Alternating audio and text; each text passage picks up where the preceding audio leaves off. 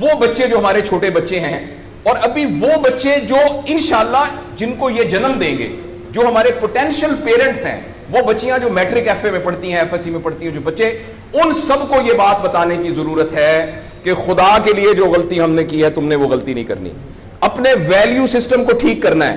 میں نے سر ایک سٹڈی کی، ابھی وہ جاری ہے، تقریباً 1800 بچوں سے میں نے پوچھا تم کس جیسا بننا چاہتے ہو، اور یہ 8 سال سے کم عمر کے بچے کے۔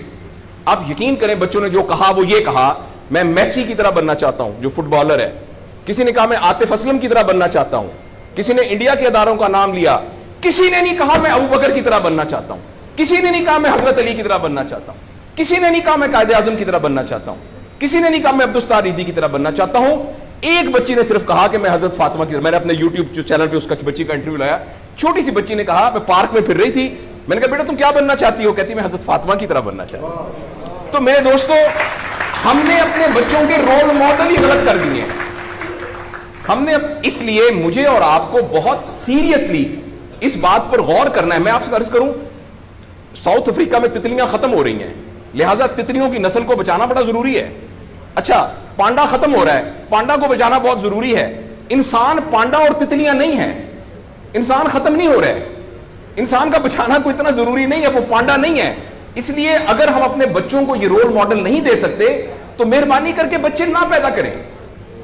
لیکن اگر ہم نے اپنی اولاد پیدا کرنی ہے تو وہ اولاد وہ پیدا کرنی پڑے گی اور اس کی وہ تربیت کرنی پڑے گی جن کا رول ماڈل وہ ہو جو حضرت عمر تھے، جو حضرت ابو بکر تھے، جو حضرت علی تھے، جو فاطمہ تھی، جو زینب تھی، جو خدیجہ تھی رضوان رضی اللہ عنہا۔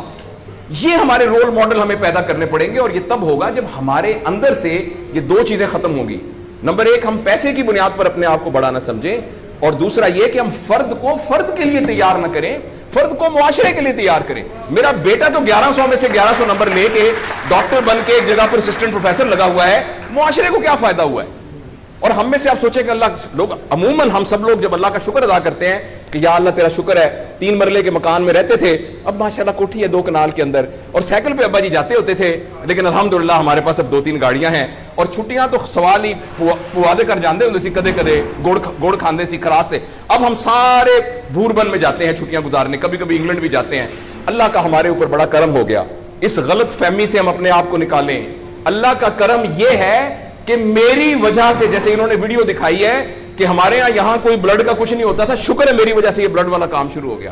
میں ڈاکٹر ہوں، یہ والی سروس یہاں موجود نہیں تھی، اللہ کا شکر ہے کہ یہ والی سروس اب یہاں موجود ہو گئی ہے، اللہ کا شکر ہے یہ ہو رہا ہے۔